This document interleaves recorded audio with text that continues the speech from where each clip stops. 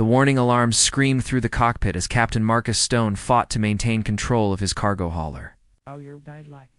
Kepler 44 to B.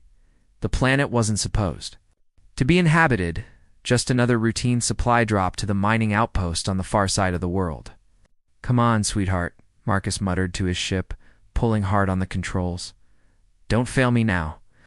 But the stellar wind had taken too much damage from the asteroid field. Her engines sputtered and died just as the forest canopy rushed up to meet him. Marcus braced for impact.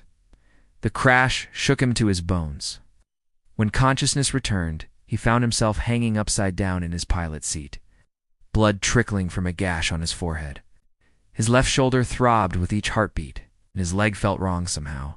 Through the cracked view screen, he saw towering trees with silver bark and leaves that shimmered like captured starlight. The air that seeped through the whole breach carried unfamiliar scents, sweet and earthy. Like nothing he'd ever encountered in 20 years of space travel, Marcus managed to unbuckle himself and crawl from the wreckage. His ship was completely destroyed, scattered across a clearing in pieces. The emergency beacon blinked weakly from the twisted remains of his communications array. Help would come eventually, but it might be weeks before anyone found him on this remote world. He was examining his injured leg when he heard footsteps. Marcus froze, reaching for the plasma pistol at his hip. The mining reports had said this planet was uninhabited. The soft sound of feet on moss suggested otherwise. She emerged from between the silver-barked trees like something from a dream. Her skin had a pale blue tint that seemed to shift and shimmer in the filtered sunlight. Her hair fell in waves the color of deep ocean water, and her eyes held flecks of gold that caught the light. She was unmistakably alien, yet hauntingly beautiful. She stopped when she saw him, her large eyes widening with what looked like concern rather than fear. She was tall and graceful, wearing simple robes that seemed to be woven from plant fibers. In her hands, she carried a basket filled with what appeared to be medicinal herbs and flowers. "Please," Marcus said, raising his hands to show he meant no harm. "I'm injured. My ship crashed." The alien woman tilted her head, studying him with those extraordinary golden eyes. She took a tentative step closer, then another. When she spoke, her voice was melodic, like wind chimes in a gentle breeze. "I am Zara Velthari," she said in accented but clear standard. "You are hurt. I can help." Marcus blinked in surprise. "You speak our language?" "We study many things," Zara replied, moving closer with careful steps. "Your people visited here long ago, before the mining began. We learned." She knelt beside him, her movements fluid and careful. Up close, Marcus could see the intricate patterns. That marked her skin, not tattoos, but natural markings that seemed to pulse gently with their own soft light. When she reached toward his injured leg, he instinctively pulled back. "I won't hurt you," Zara said softly. "My people are healers. We tend to all living things." Something in her tone made Marcus relax. He watched as she examined his leg with gentle, skilled fingers. Her touch was warm and strangely soothing. From her basket, she withdrew several plants he didn't recognize and began preparing some kind of poultice. "This will help with pain and healing," she explained, applying the mixture to his wounds. "Your shoulder is also damaged. You cannot travel far." "My name is Marcus," he said, studying her face as she worked. "Marcus Stone." Zara looked up at him then, and their eyes met. Something passed between them in that moment. A recognition, a connection that transcended species. She smiled, and it transformed her entire face. "Marcus Stone," she repeated, as if testing how his name felt on her tongue. "You will stay with me until you are well." It wasn't really a question, and Marcus found he didn't want to argue. As alien as she was, Zara radiated a warmth and kindness that made him feel safer than he had since the crash. When she helped him to his feet, her strong arms supporting his weight, he caught her scent like spring rain and blooming flowers.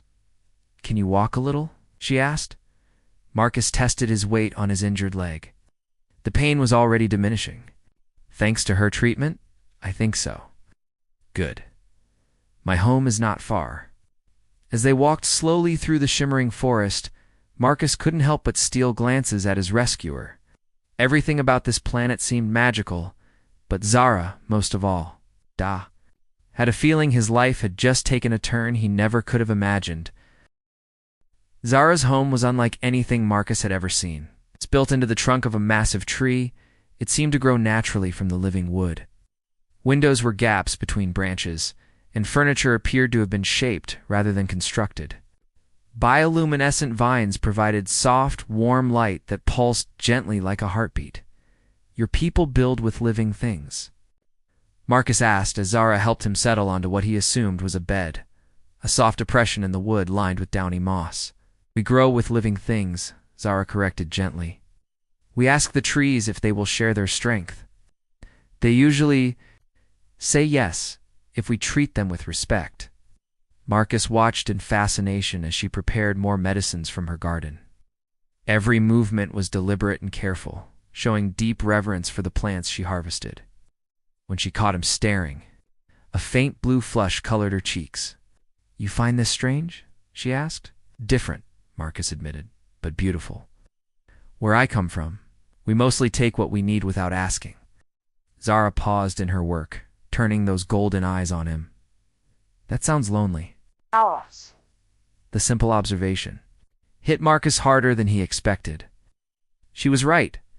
Human civilization often was lonely, despite being surrounded by billions of people.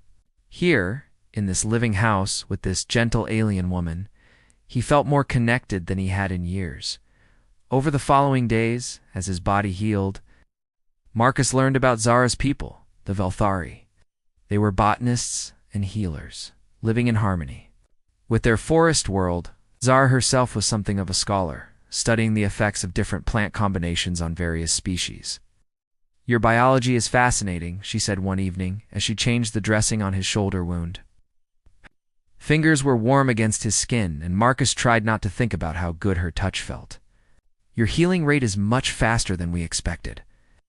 "We expected?" Marcus asked. Zara's flush deepened.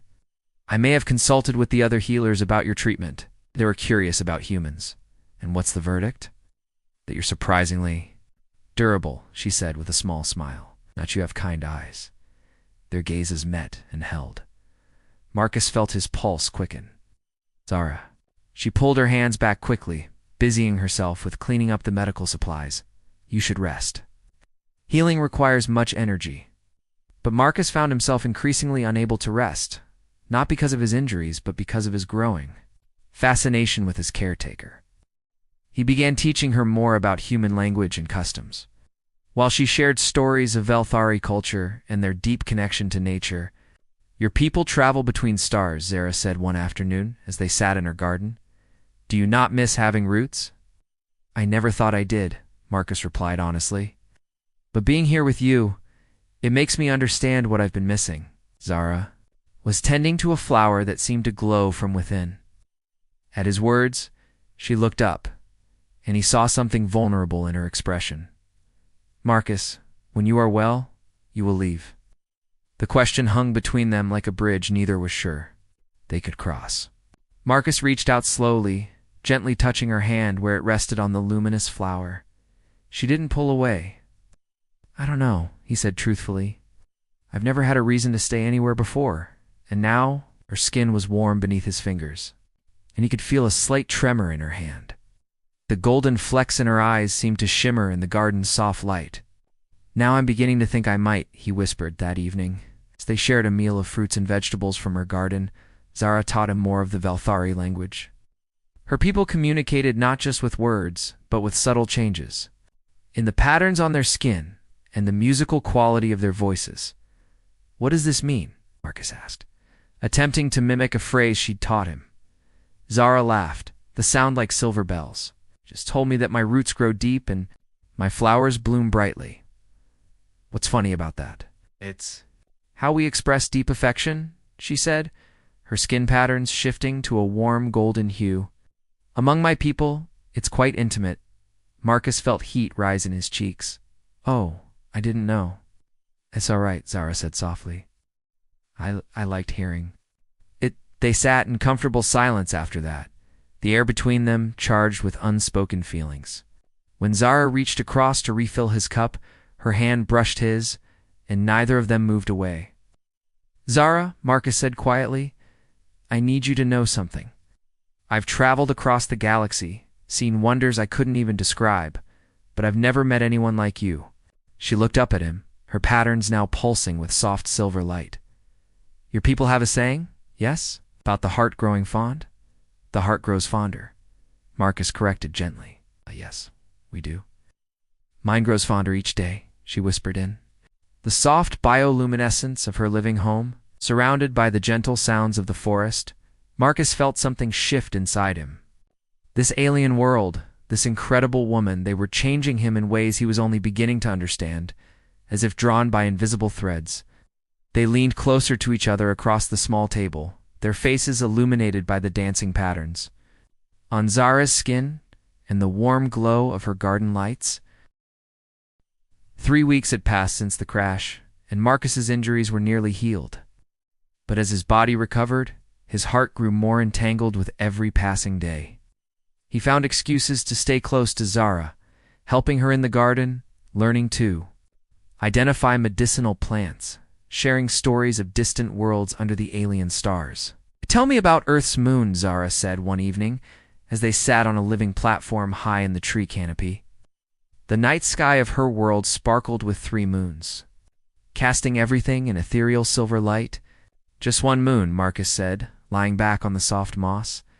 "Much larger than any of yours." "When I was a child, I used to imagine traveling there, and did you?" "Eventually. But it was nothing like I'd dreamed. Cold, gray, lifeless, turned to look at her, admiring how the moonlight caught the golden threads in her hair. This world is everything I dreamed space would be: alive, beautiful, magical." Zara was quiet for a moment, her patterns shifting to deep blue. What Marcus had learned indicated deep thought or contemplation.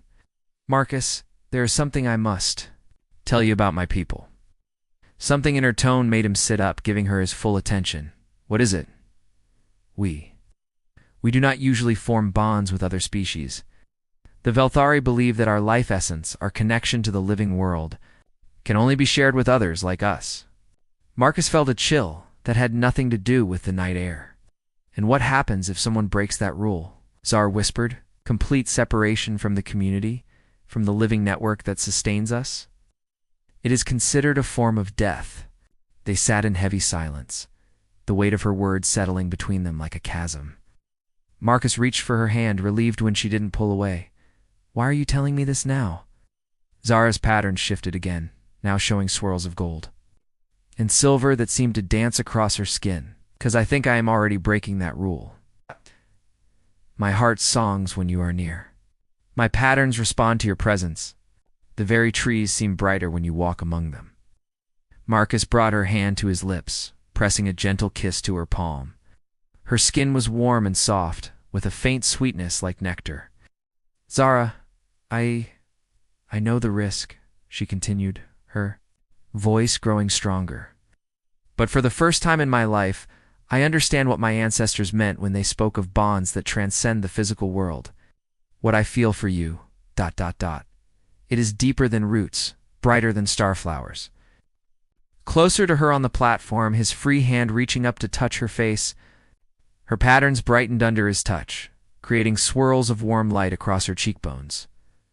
"I love you," he said simply. "I know we're different species, from different worlds, but what I feel for you is real. It's the most real thing I've ever experienced." Tears gathered in her golden eyes, apparently another trait humans and Velthari shared. "And I love you, Marcus Stone. Your kindness, your curiosity, the way you see wonder in everything around you. You make me feel like I'm discovering my own world for the first time." Under the light of 3 alien moons, they kissed for the first time.